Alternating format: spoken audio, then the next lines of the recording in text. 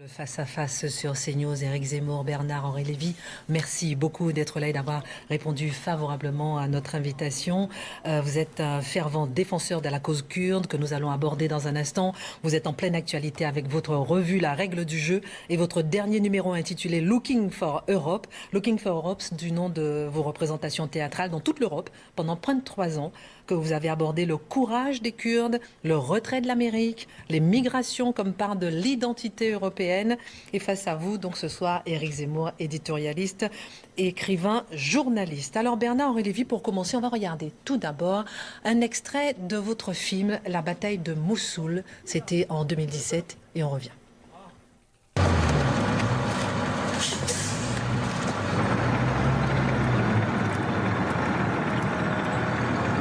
The name's Fazlia. Fazlia. Yeah. And we are going to enter in Fazlia. We are going to. Yeah.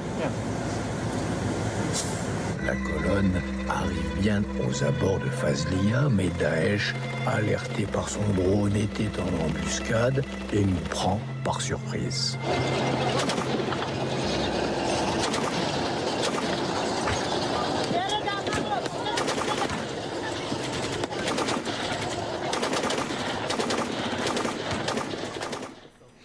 Bernard-Henri Lévy, pourquoi vous vous posez en fervent défenseur des Kurdes ? Je ne me pose pas. Je suis un fervent défenseur des Kurdes, comme je pense tous les Français devraient l'être. Un, parce que c'est un grand peuple. Deux, parce qu'ils sont d'une bravoure extraordinaire. Et trois, parce qu'ils se sont battus pour nous, qu'ils nous ont défendus, qu'ils ont été notre rempart, notre bouclier, nos sentinelles, notre fer de lance contre le terrorisme et contre Daesh.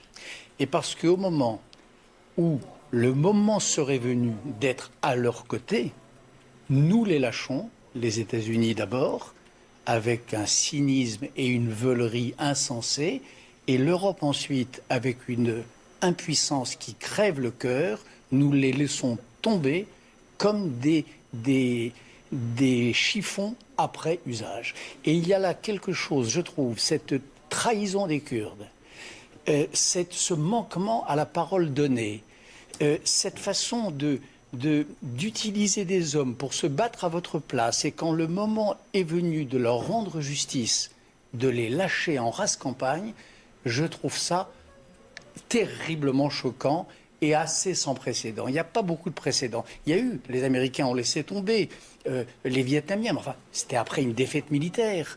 Et il y a eu des cas de ce genre, mais jamais comme ça.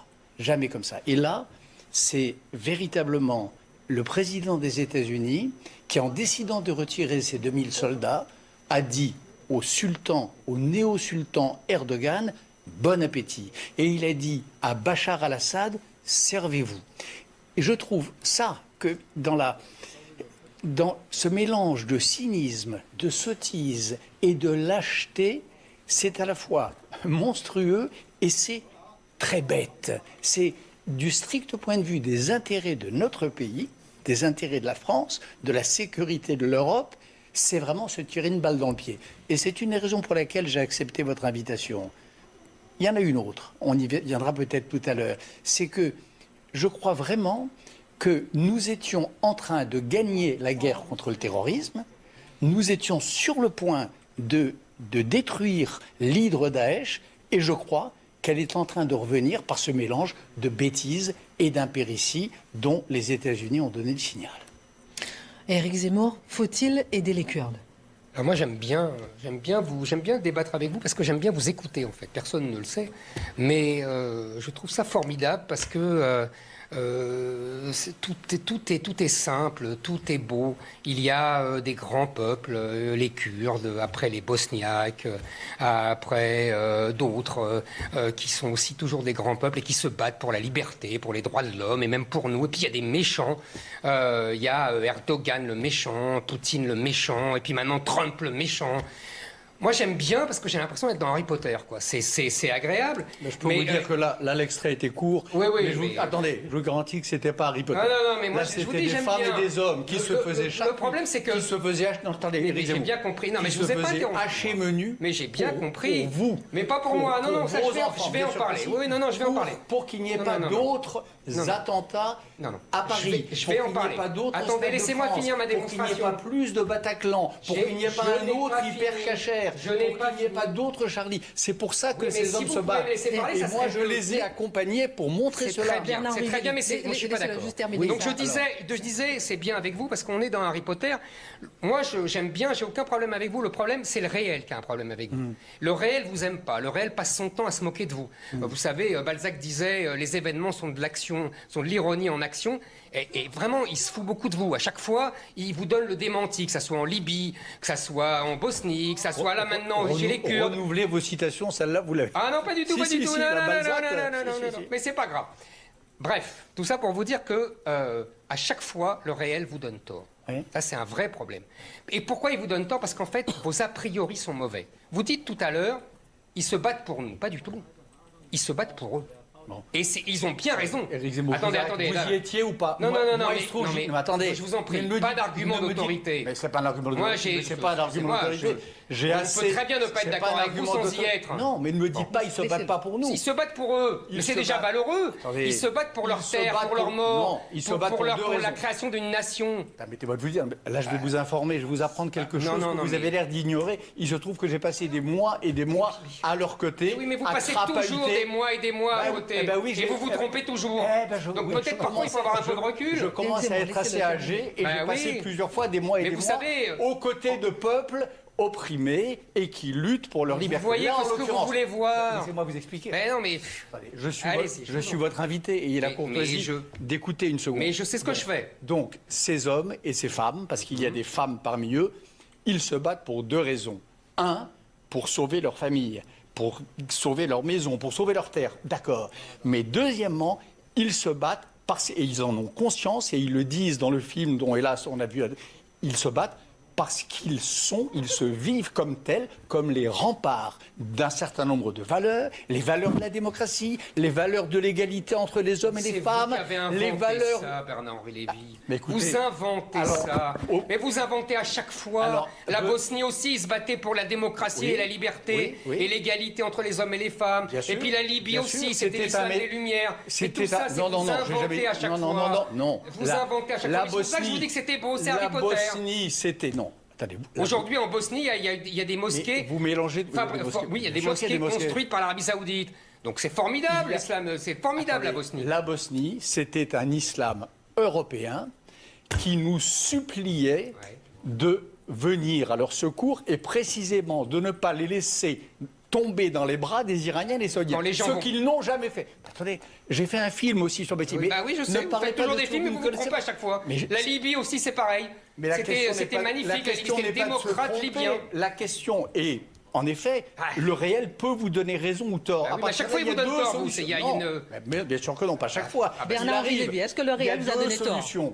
Ou bien on est un collabo du réel, c'est-à-dire on dit le réel m'a donné tort, on se couche, on fait comme les Français qui pensaient que le réel leur avait donné tort après la déroute de l'armée française, et en effet on se couche, attitude collabo, et il y a des gens qui, même quand le réel semble momentanément leur donner tort, ils continuent parce qu'ils croient que leur combat est juste. Et moi je pense que défendre hier en Bosnie, aujourd'hui au Kurdistan, l'islam démocratique, l'islam des Lumières, l'islam qui est compatible avec les droits de l'homme, c'est vital, Éric Zemmour. C'est vital pour notre pays.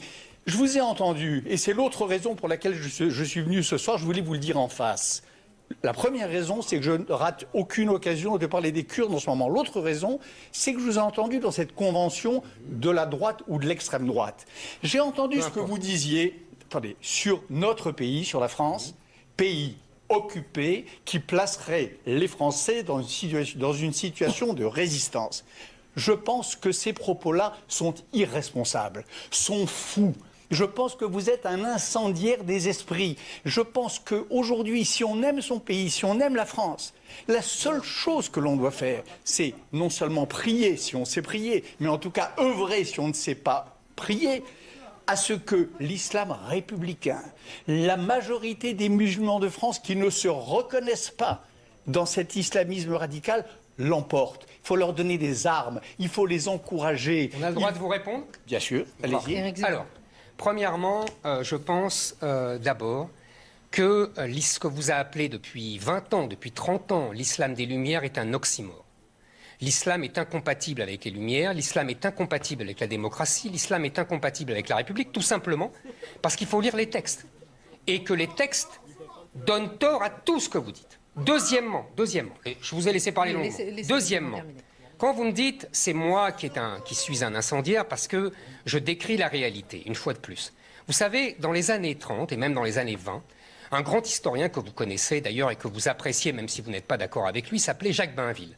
C'était l'historien de l'Action française. Et dès 1920, il avait annoncé, uniquement en regardant le texte du traité de Versailles, tout ce qui s'est passé dans les années 30. Vous voyez, Hitler n'était encore un peintre du dimanche à l'époque. Et il avait annoncé tout. Et à l'époque, tout le monde l'avait traité de belliciste, de germanophobe. Et lui disait, et cette phrase vous va très bien, les républicains ont l'habitude d'appeler celui qui prédit les événements le responsable des événements. C'est exactement ce que vous faites avec moi. Je prédis les événements parce que je vois aujourd'hui qu'il y a des enclaves étrangères, qu'il y a des enclaves islamisées qui sont, comme dit votre ami Boualam Sansal, des républiques islamiques au petit pied, et que je dis simplement, les Français doivent se révolter. Parce que, j'ai fini, parce que vous êtes formidable, Bernard-Henri Lévy, vous défendez toujours les grands peuples, à la révolte, vous les appelez toujours à la rébellion, quand c'est les Kurdes, quand c'est les Bosniaques, quand c'est les Israéliens, quand c'est les Libyens, et les Français jamais. Quand les Français veulent se révolter contre une situation inique, là vous dites que c'est des pétainistes et des racistes. Eh bien non, ça marche pas. Les Français aussi sont un grand peuple, ou alors pas assez grand pour vous. Je peux comprendre, puisque vous, il n'y a que l'Amérique qui compte. Il y a une grande différence entre la France d'un côté et les peuples dont vous parlez de l'autre, c'est que la France, que je sache, n'est en effet pas un pays occupé. Elle n'a pas affaire des enclaves elle n'est pas en train de se libérer d'un pouvoir totalitaire ou autoritaire. Elle n'est pas en péril. Moi, c'est vrai que je vous en prie. Allez-y. Il m'est arrivé en effet quelquefois dans ma vie d'essayer modestement de porter secours à des peuples en péril, à des peuples à l'agonie, à des peuples en train de mourir. Que je sache, et heureusement, c'est pas le cas de la France. Ou alors, la France est peut-être en péril, mais pour une raison. Si elle est en péril, et là en effet, je me manifeste régulièrement, c'est à cause des gens que vous soutenez aujourd'hui. C'est à cause du Rassemblement national. Je ne soutiens personne. C'est à cause des propos. Alors c'est à cause des propos que vous avez tenus il y a quelques jours. Je vous répète, Monsieur Bernard-Henri Lévy, pour moi, la France est en péril. Oui. Voilà. Beaucoup plus que les. En tout cas, ça me concerne beaucoup plus que les Kurdes ou les Bosniaques. Alors il y a une grande différence entre être en péril. Il y a une grande différence entre être en péril parce qu'on a en face de soi un monstre sanguinaire et assassin comme Bachar el-Assad. 6 millions de reparler. Et 500 000 morts. Et puis avoir en face de soi un président de la République qu'on peut ne pas aimer, mais enfin qui jusqu'à nouvel ordre, est démocratiquement élu. En revanche, je pense que le Rassemblement national, aujourd'hui, et les forces qui s'agrègent autour de lui, mettent d'une autre manière en péril la démocratie et la République française. On peut répondre avec... Non, si vous faites un monologue, on ne peut plus répondre. Oui. Donc moi, j'estime que la France est en péril. Elle est en péril de désagrégation. Je vous dis, je pense qu'il y a des enclaves étrangères aujourd'hui qui ne sont plus françaises. Je pense que ce n'est pas le Rassemblement national qui est un produit de cette situation qui en est la cause. Il en est le miroir. Non, mais peut-être, peu importe. C'est pas mon sujet. Moi, mon sujet, c'est la France. Parce que moi, ce qui m'intéresse et ce qui m'émeut, c'est uniquement le sort du peuple français. Vous savez, vous aimez les citations que je reprends. Mais à chaque fois qu'on discute tous les deux, à chaque fois que je vous vois, même quand on ne discute pas, je songe toujours à la phrase de Jean-Jacques Rousseau. Vous vous souvenez? Défiez-vous de ces cosmopolites qui aiment aller au loin dans leurs livres, remplir des devoirs qu'ils dédaignent remplir chez eux.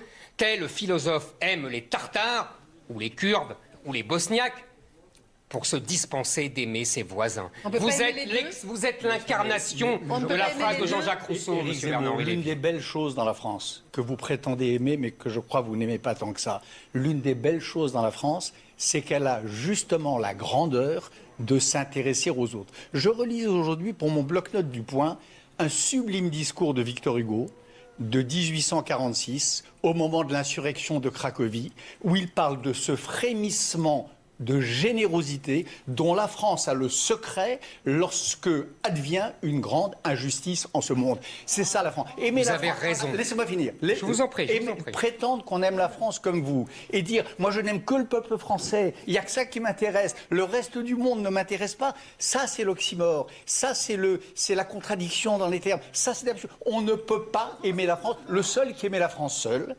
vous le savez très bien, Absolument. c'était son slogan, c'était Charles Maurras et c'était l'Action Il française. a beaucoup inspiré le général de Gaulle, mon cher, l'un ne vous en déplaise. C'est-à-dire l'un des inventeurs de l'antisémitisme français. L'un des inventeurs de l'antisémitisme français. Ce que Là, vous mélangez tout et vous le savez très Bien bien. sûr que non. Mais Ce bien que sûr que si. l'antisémitisme... Il n'invente rien du tout. il L'antisémitisme, est il part à gauche. Il part à gauche, cher Bernard Lévy. Et vous le savez très bien. Il part à gauche, l'antisémitisme, dès le 19e siècle. C'est Toussenel, le proudhonien, qui lance bien avant Maurras, 50 ans avant Maurras. Alors, ne mélangez pas tout. Et deuxièmement, quand vous dites... Non. Attendez. Quand vous dites la France s'intéresse aux petits peuples et les défend, vous avez 1000 fois raison. s'intéresse aux autres. Laissez-moi finir. Vous avez 1000 fois raison. 1000 fois. 10 000 fois. 1 million de fois. C'est sa grandeur. Oui. Sauf que il y a quelque chose que vous ne voyez pas. Allez-y. C'est que la France dont vous parlez, la France de Victor Hugo, vous savez, dans Chose vue, il explique tout ça. Et il explique que la France dont il rêve, en vérité, c'est la France de l'Empire napoléonien. Parce que c'est la France qui domine l'Europe. Alors évidemment, on peut, quand on domine l'Europe, quand on est la population la plus nombreuse de l'Europe, quand on a la meilleure armée du monde et qu'on a le général le plus génial à sa tête, alors là, on peut défendre les droits de l'homme et les sorts des petites nations. En vérité, c'est son sort qu'on défend. Là, aujourd'hui, vous devriez vous intéresser à la France, je vous assure. C'est une petite nation en danger de mort. Eh bien, je m'intéresse. Vous devriez, je vous assure, à moins que ça soit trop méprisable pour vous, parce que c'est baguette de pain et béret, comme vous disiez il y a 30 ans, dans les années 80. Au contraire, je me passionne pour la France. Ah ben ça se voit pas. Mais si, vous avez tort. Parce que lorsque je vais dans ces contrées lointaines qui vous inspirent cette moquerie. Non, vous savez, l'une des choses... Pas de moquerie du tout, j'ai du respect pour les gens qui se battent. L'une des choses qui me motive... Attendez, l'une des choses qui me motive, je vous assure, c'est de voir, d'entendre que le nom de la France et les valeurs de la France sont respectés et parfois même révérés par ces peuples que vous traitez avec un revers de main. Moi, j'aime entendre ça. J'ai aimé, en effet, en Libye, sur la place Tahrir de Benghazi, parler devant 50 000 ou 80 000 jeunes qui avaient des drapeaux français et qui avaient le sentiment d'entendre une parole française qui, pour une fois, ne s'adressait pas à un dictateur, ne s'adressait pas à un boucher, mais s'adressait à eux. Alors après, ils font ce qu'ils veulent de cette parole. Bien sûr... attendez, vous ne croyez pas qu'ils vous instrumentalisent? Non. Est-ce que vous ne pensez pas que votre narcissisme confine à la naïveté? Mais bien sûr. Parce qu'ils vous instrumentalisent, tous ces gens. Ils pensent qu'à eux. Et ils ont bien raison. Moi, je ne leur en veux pas. Mais c'est vous le naïf dans cette histoire. Mais peut-être qu'ils m'instrumentalisent, c'est possible. Oui. Et je préfère être naïf que collabo. Et je préfère être naïf qu'avoir le cœur dur. Et c'est vrai que quand j'entends, à l'époque, un dictateur ou son fils promettre des rivières de sang à son peuple, je veux bien être instrumentalisé, mais je fais tout pour que les rivières ne coulent pas. Qu'est-ce qui s'est passé depuis? Mais certainement pas les rivières de sang. Ce pays est à feu et à sang. Non, pas. Il est dans un état de chaos entre tribus. Oui. Et deuxièmement, à cause de ça, on a eu des millions de migrants qui sont passés. Non. Bravo, Bernard-Henri Lévy. Les millions de migrants viennent dans leur majorité de Syrie, c'est-à-dire du pays,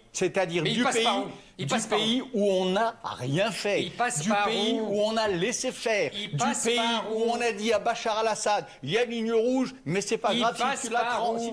Il passe par des tas d'endroits. Là où le Kadhafi les aurait arrêtés. En particulier la Libye, bien sûr. Jusqu'au jour où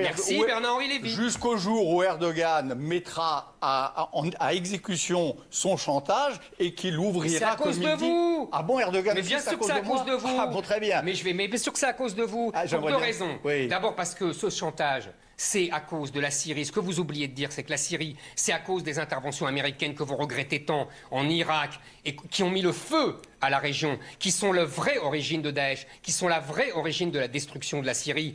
Et c'est une catastrophe, les interventions américaines que vous regrettez tant.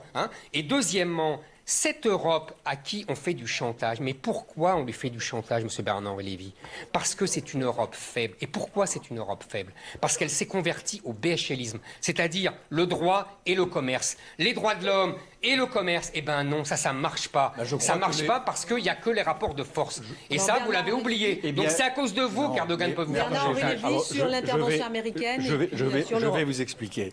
Je vous en prie. Dans les rapports de force, il n'y a pas que la puissance militaire. Ah si, Poutine le démontre. Mais non, il n'y a pas que les roulages de mécanique. Dans les rapports de force, il y a aussi, par exemple, on commençait par là tout à l'heure, le crédit moral, le respect de la parole donnée, le fait d'être loyal envers ses alliés. Il y a tout ça dans les rapports de force. L'Amérique n'a jamais été loyale à ses alliés. L'Amérique, c'est pas la France, hein. L'Amérique jamais. Même quand elle est venue en 17-18, elle nous a l'Amérique lâchés. a été grande à certains moments de son histoire quand elle s'est justement préoccupée des autres, quand elle a considéré que le sort du monde la concernait. Mais vous êtes d'une naïveté. Mais ils ne se sont jamais occupés du sort du monde. Ils voulaient dominer le monde. Ils voulaient que c'était un empire. Je suis vous né, êtes hélas, l'enfant des en empires. 1940. Non, je suis né en 1948. Bah oui, vous aimez le vainqueur. Je suis l'enfant d'une mère et d'un père qui ont survécu parce que les Américains ont débarqué en Normandie. Parce que les Américains ont battu le nazisme. C'est les Russes qui ont battu le nazisme. Et qu'ils ont battu le nazisme sans nous faire plonger pour autant dans une dictature totalitaire. Moi, je suis né pour ça. Parce que c'est les Américains qui ont gagné et pas les Soviétiques. Mais vous êtes le produit de votre génération. Et aujourd'hui, vous parlez du suicide américain. Ce qui est en train de Pourquoi? Parce que dans cette façon, avant de parler de l'Europe. dans cette manière que l'on a, avoir sur les mains le sang de ses ennemis dans une guerre, c'est déjà terrible. Mais avoir sur les mains le sang de ses amis, le sang de ses alliés, c'est pire. Et je crois que c'est quelque chose qui, malheureusement, va peser lourd et va peser très longtemps sur les auteurs de ce forfait. J'ajoute que les djihadistes, il faut savoir si on est anti-djihadiste ou pas. Moi, je suis un anti-djihadiste sans concession et conséquent. Il y a là-bas, au Kurdistan, plusieurs milliers de djihadistes qui étaient détenus par les Kurdes. C'est eux qui tenaient les clés. Aujourd'hui, les clés, elles sont passées entre les mains d'Erdogan et elles vont passer demain entre les mains de Bachar al-Assad. Et de bien Poutine, ça, vous avez oublié c'est un danger pour la sécurité des démocraties. Quand je dis que les démocraties se tirent une balle dans le pied ou se suicident, je pense à ça. Erdogan, c'est celui qui les a laissés entrer en Syrie. Et Bachar al-Assad, c'est celui dont le premier acte dans cette guerre contre les civils terrible et a été de libérer les djihadistes. Donc aujourd'hui, nous sommes menacés, en effet, par deux satrapes revanchistes qui peuvent du jour au lendemain décider de nous envoyer en visite quelques dizaines ou quelques centaines de djihadistes. Ça, avoir laissé faire ça, ça s'appelle en effet un suicide. Vous n'avez pas encore répondu à la question d'Éric Zemmour sur l'Europe. Attendez, on parlera d'Europe après, je finis ça et on parle d'Europe après. Les États-Unis d'abord, vous avez une vision, mais je vous ai dit c'est Harry Potter, donc vous avez une vision idéalisée de l'Amérique. L'Amérique a toujours abandonné ses alliés. On a permis à l'Amérique de devenir indépendante au XVIIIe siècle. Elle n'est pas venue à notre aide sous la Révolution et sous l'Empire. Elle est venue soi-disant pour nous aider en 17. En vérité, elle nous a lâchés. Elle aurait venu venir quand? Oui, bien sûr, elle pouvait nous aider. Elle avait des bateaux, etc. Elle a fait la guerre en 1812 contre les Anglais. Ouais. Elle aurait pu venir nous aider en 17. En fait, c'était un rideau de fumée. Et elle nous a lâchés dès qu'elle a pu. Et elle nous a laissés seuls face à Hitler dans les années 30. Donc l'Amérique, encore une fois, vous l'avez idéalisée. Deuxièmement, l'Amérique a détruit toute la région. C'est voudrait quand même vous mettre ça dans la tête. Elle a détruit toute la région. L'intervention en Irak de Bush Junior, que vous semblez regretter, est une catastrophe mondiale. Bon. Troisièmement, et on va arriver directement à l'Europe. Ce que vous ne... J'ai compris, parce que je vous lis, je vous écoute à chaque fois. En fait, vous avez une vision, vous m'avez donné la clé tout à l'heure, quand vous avez dit « je suis né en 48 et donc je suis né dans un enfant à la fois de l'Amérique qui bat le nazisme, puis, vous ne l'avez pas dit mais j'ai compris, de l'Amérique face au communisme stalinien. Donc face aux deux grands totalitarismes du XXe siècle. J'ai très bien compris. Et du coup, vous croyez que le combat est ad vitam aeternam entre les démocraties et les dictatures et les totalitarismes. Vous vous trompez pour l'époque. Parce qu'il n'y a pas eu de combat entre les démocraties et le totalitarisme, parce qu'il y a eu en vérité, un combat dans les années 30 entre les vainqueurs de la Première Guerre mondiale et les vaincus, qui voulaient prendre leur revanche. Et après, laissez-moi finir, je vous en prie. Après, pendant la guerre, il y avait une alliance avec Staline qui n'était pas vraiment un démocrate. Deuxièmement, vous dites là, c'est une injure. Non, pas du tout. À tous ceux qui se sont battus. Non, mais Éric Zemmour. Mais attends, laissez-moi finir, je vous en prie. Ils se sont pas battus pour la démocratie. Ils se sont battus pour leur nation.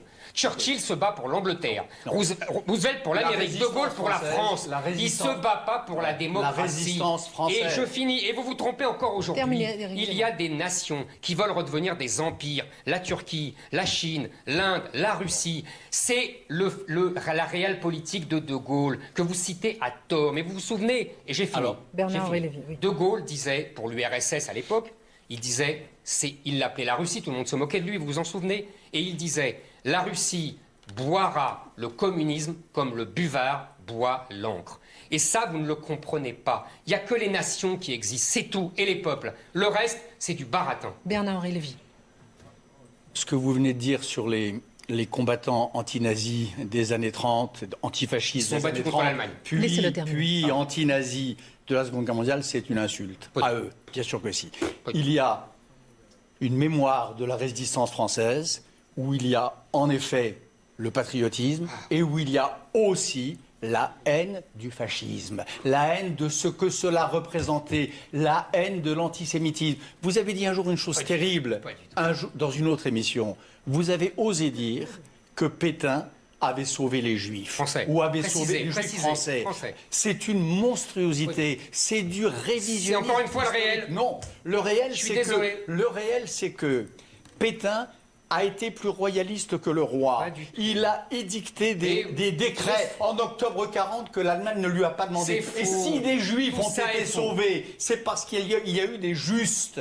C'est parce qu'il y a eu au sein de l'administration des hauts fonctionnaires français. Je connais, vous répétez Paxton et qui a tort. Mais je répète pas Paxton, je répète tous les historiens sérieux. Non, tous les historiens. Depuis que l'on a eu accès aux archives des commissariats de la rafle du Veldiv, depuis que l'on sait que un grand nombre de policiers français ont rechigné à cette tâche ignoble. Ça, vous avez raison. On leur confiait. Ça, vous avez raison. Il y a eu des justes et c'est la raison pour laquelle un grand nombre de Juifs ont été sauvés. Mais cela ne doit en rien, cela ne doit rien à une supposée indulgence ou une stratégie du glaive et du bouclier ou un partage des rôles entre les gaullistes et les pétainistes. Non, mais laissez-moi parler. Dire ça, c'est la famille. Bernard-Henri Lévy, laissez-le répondre. Sur les résistants. Non, et je termine. Ce que vous dites sur la résistance, qui se moquait éperdument de l'antifascisme, qui ne pensait qu'aux nations, c'est une autre infamie. Monsieur Zemmour, vous n'avez pas le droit de dire ça. Mais je le dis et je vais vous le démontrer. Je vais vous le démontrer. Bah, écoutez, en 40, à Londres, il y a à peu près 90% de gens, ils viennent d'où? De l'Action française. C'est des nationalistes. Laissez-moi parler, monsieur Lévy. Regardez la photo célèbre du général de Gaulle. Lisez Simon Epstein. Non, parce que c'est trop facile, vous me coupez toujours dans mes raisonnements. Il y a une photo célèbre, vous la verrez, googlisez-la, vous verrez. Le général de Gaulle passant en revue les premiers Français libres. Tous ceux qui sont au premier rang ont le foulard de la Légion étrangère. C'est pas des royalistes, c'est pas des Maurassiens, ce sont des anciens de la Légion étrangère. Ce sont les pères ou les grands-pères ou les semblables de ces étrangers que vous voudriez aujourd'hui voir non seulement foutre hors de France. C'est scandaleux ce que vous dites. Alors je vais vous offrir. Moi, je n'ai pas des photos, moi. Cette image, elle est belle. Je vais vous offrir le livre de Simon Epstein, Le paradoxe français. Un grand historien franco-israélien. Je vais vous l'offrir pour votre anniversaire, parce que vous allez voir ce qu'il démontre. C'est que 90% des gens qui vont à Londres en 40, ce sont des gens de l'Action française. Et laissez-moi, je vous en prie, 90% des collabos viennent de la gauche socialiste radicale. Et au départ, en 40, De Gaulle est même obligé de faire le ménage et de les faire taire, parce qu'il parle exactement comme à Vichy. Si on a perdu, c'est à cause des Juifs et des francs-maçons. Ils disent la même chose. Mais relisez Simon Epstein. Laissez-moi finir. Et deuxièmement, Bernard-Henri Lévy, la réponse. Ils se battent contre l'Allemagne. Lisez l'ancien secrétaire de Jean Moulin. Daniel Cordier. Eh ben oui, lisez Daniel Cordier. Lisez-le. Et vous allez voir que c'est faux ce que vous dites. Attendez, laissez-moi finir. Non, laissez-moi finir. Je dis simplement que ce n'est qu'en juin 41. Je vous rappelle que les communistes pactisent avec les Allemands et qu'ils pactisent avec les forces d'occupation en 40, vous savez très bien, pour faire ressortir l'humanité. Et ce n'est qu'en juin 41, quand Hitler attaque la Russie, l'URSS, que là, le combat contre le nazisme devient l'emblème. C'est les communistes qui l'ont imposé. Avant, ils se battent pour la France. Et ça nous ramène exactement à notre discussion sur l'Europe. Eh bien, lisez Daniel Cordier. Mais je l'ai lu. Et justement, c'est pour ça que je vous raconte ça. Lisez l'interview du Monde paru il y a 2 ans. Attends, laissez-moi à mon tour parler. Où il vous répondait nommément, Daniel Cordier, qui a été, lui, un maurassien, et qui en a été guéri dans le combat antifasciste. Ah, le fascisme. Ah, le maurassisme, c'est pas une maladie. Et le maurassisme, non, qui est la version française du fascisme. Pas du tout, c'est faux. Moi, je dis pas que c'est une maladie parce que je n'aime pas il se moquait du nazisme. Non, il voulait inventer un fascisme français. Pas du tout. Et il voulait inventer mais vous faites du Sternel. Après avoir fait du Paxton, vous faites du Sternel. Non, je fais l'idéologie française. Oui, c'était un mélange de Paxton. Je vous ai lu. Et vous avez faux surtout là aussi. Et Maurras prétendait inventer, il a essayé d'inventer un antisémitisme convenable, aux couleurs de la France, pas exterminateur, mais qui... Oui, c'est déjà pas mal. Déjà pas mal. Mais pour dans la situation de l'époque, c'est pas mal. Mais pour ceux qui, alors pardon encore, mais comme ma maman, qui était institutrice dans un petit village d'Algérie, et qui a été du jour au lendemain exclue de la fonction publique, renvoyée dans ses foyers. Oui, mais pas mise dans un camp d'extermination. Parce qu'on ne l'exterminait pas, mais qu'on lui interdisait juste de travailler. Mais j'ai jamais dit. Mais pour cette petite jeune fille qu'elle était à l'époque, c'est une éducation politique monstrueuse, mais qui en même temps crée des caractères trempés dans les reins. Vous mélangez tout. Vous mélangez tout. Je ne défends pas la politique de discrimination de Vichy à l'égard des Juifs, mais je dis simplement qu'elle n'avait pas pour conséquence l'extermination et les camps nazis. Et vous mélangez tout et vous faites un contresens historique. Les plus modestes commissaires de police parisiens savaient que quand on leur donnait l'ordre de ne pas oublier les enfants, de mettre tout le monde dans des wagons à bestiaux, attendez, on les mettait, les familles, dans des wagons à bestiaux, on recommandait aux policiers de ne leur laisser emporter que le strict nécessaire. Ils savaient bien qu'on ne les envoyait pas dans une croisière de vacances. Mais je suis d'accord, mais ils n'imaginaient pas les camps d'extermination. Cela... Bien sûr que si, les camps d'extermination... Il y a là, c'était tellement, c'était tellement horrible que c'était à la limite de l'inimaginable. Vous êtes là et que très peu, oui, je suis d'accord avec vous. Très peu sont ceux, mais vous savez, même sans l'extermination, être arraché à sa famille, arraché à son pays. Mais il y avait les Allemands derrière, ça ne vous a pas échappé. Non, mais les Allemands s'en foutaient. Pas du tout, c'est faux. Les Allemands voyaient... Attendez, ils ne sont pas contents parce qu'on leur en met pas assez de juifs, justement, étrangers. Je précise, de juifs étrangers. Vous ne connaissez pas... Ah, ça y est, je connais rien. Mais non, mais... Quand on n'est pas d'accord avec vous, on ne connaît rien. Non, mais ça, vous ne connaissez pas bien. Mais si, je connais très bien, j'ai lu beaucoup de livres. Pour la France, c'était au contraire d'y déporter leurs juifs, de les envoyer en zone sud. Mais ça, c'est dans un premier temps. Certainement pas. Ah ben merci, c'est déjà ça. Certainement pas d'imposer à la France cette législation atroce. Et c'est là, on vient de communier. C'est pour ça qu'à la fin, ils ont envoyé les SS. Parce qu'ils en avaient marre que les Français ne soient pas assez rentables, si j'ose dire. Ils ont c'est fait exprès. Ne parlez pas comme ça. Mais non, mais vous avez bien compris. Ils ont envoyé les SS parce qu'il y avait des résistants. Non, et des résistants de toutes sortes. Il y avait peut-être des Maurassiens, il y avait des communistes, il y avait des gens de la Légion étrangère. Et je vous assure, je vous en supplie, j'enverrai à Christine Kelly tout à l'heure cette photo. Non, et moi je vous enverrai le livre d'Epstein. C'est une photo très célèbre. Et au premier rang de ceux qui saluent le général de Gaulle et à qui le général de Gaulle rend les honneurs, il y a des gars de la Légion étrangère. C'est pas ça les Maurassiens. Il prenait tout le monde, il n'y avait personne. Alors il prenait tout le monde de Gaulle. Il prenait tout le monde, notamment les métèques, les juifs, comme il disait, et des royalistes. Évidemment. Mais dire que la majorité de la résistance était composée de ces royalistes, c'est du révisionnisme. Non, pas du tout. C'est du réalisme. Ou alors de l'ignorance. Lisez Epstein, je vous l'enverrai. C'est un beau cadeau que je vous fais. Oui. Très utile. Messieurs, il nous reste 1 minute. Je voulais vous lancer sur l'Europe. Vous n'en avez jamais véritablement parlé. Est-ce que vous avez un mot chacun sur l'Europe? Non, mais là, maintenant, ce soir, sur vos deux visions complètement différentes de l'Europe, parce que justement, on a commencé par les Kurdes. Ils ne sont pas intervenus. C'est quoi l'Europe aujourd'hui? Quelle est la notion de l'Europe? Est-ce qu'elle est faible? On en a parlé un peu au début. Elle est faible. Absente. L'histoire s'écrit sans nous. L'histoire est en train de s'écrire sans elle. On est en train de devenir une espèce de Suisse continentale sortant de l'histoire. Et on est en train surtout de laisser la place à ces grands empires en résurrection que sont les Ottomans, les Perses, les Russes, les Chinois et la version radicale du sunnisme. Et moi, ce que je pense, une des raisons pour lesquelles je suis si ardemment européen, c'est que pour faire face à tout ça, pour faire face à ces vrais impérialismes, c'est pas l'Amérique qui est impérialiste aujourd'hui, elle est retirée. C'est les 5 que je viens de citer. Pour leur faire face, c'est pas la France, si grande soit-elle, toute seule. C'est pas l'Italie, si grande soit-elle, toute seule. L'union fait la force et l'Europe est probablement la seule solution à tous les défis que posent ces 5 puissances antidémocrates. Et comme moi je crois que la bataille entre la démocratie et ceux qui y sont hostiles, c'est vrai qu'elle continue. C'est vrai que le communisme n'est plus là, ni le fascisme. Mais il y a aujourd'hui l'islamisme radical, il y a les frères musulmans représentés par Erdogan, il y a Poutine avec son projet eurasien. Pour faire face à ça, je crois que l'Europe sera mieux placée que la France seule. L'Europe mieux placée, il nous reste 50 secondes. Écoutez, c'est très simple. Je répète que l'Europe faible, telle que l'a décrit Bernard-Henri Lévy pour s'en lamenter, c'est l'Europe qu'il a voulu.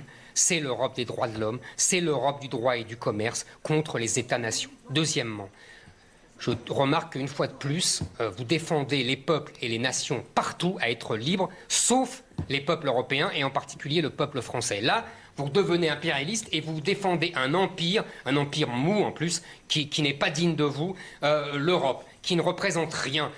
Vous aviez plus de gueule quand vous défendiez l'empire austro-hongrois. Ça avait un autre charme quand même. Mais là, vraiment, l'Europe bruxelloise...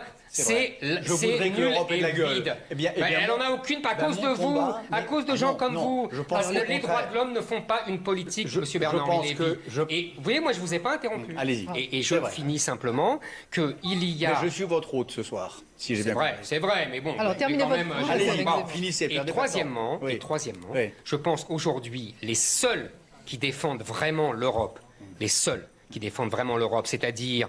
Vous connaissez évidemment la phrase fameuse de Paul Valéry, j'appelle l'Europe toute terre qui a été romanisée, christianisée et qui a subi la discipline grecque. Eh bien, c'est les peuples qu'ils détestent, c'est les dirigeants qu'ils détestent, c'est-à-dire la Hongrie, la Pologne, l'Italie de Salvini quand elle était sous Salvini. Tous ceux que vous détestez et que vous appelez des populistes, ce sont eux qui défendent la civilisation européenne contre les prédateurs qui viennent et Bernard-Henri Lévy, le mot de la fin. Rapidement. Dire que je déteste le peuple italien, non, mais le peuple polonais, les dirigeants, le peuple hongrois. Ils votent majoritairement pour eux. Je suis atterré quand je vois Salvini que vous défendez se laisser corrompre par Poutine. Je suis atterré quand je vois Orban, que j'ai connu il y a 30 ans, jeune dissident, luttant contre le KGB, se remettre dans les griffes du FSB. Et je suis atterré quand je vois la Pologne, en effet, ce grand peuple polonais que j'aime passionnément, ne pas comprendre que le parapluie américain ne vaut plus rien, que l'ours russe est toujours là et qu'en effet, la seule solution de survie pour lui, c'est cette alliance européenne. Et demain, vous partez aux États-Unis pour défendre la cause kurde et montrer votre film aux États-Unis. Merci Bernard-Henri Lévy, merci Éric Zemmour, merci à la régie, merci à Marianne Murat, Margot Sanzano pour la préparation de cette émission.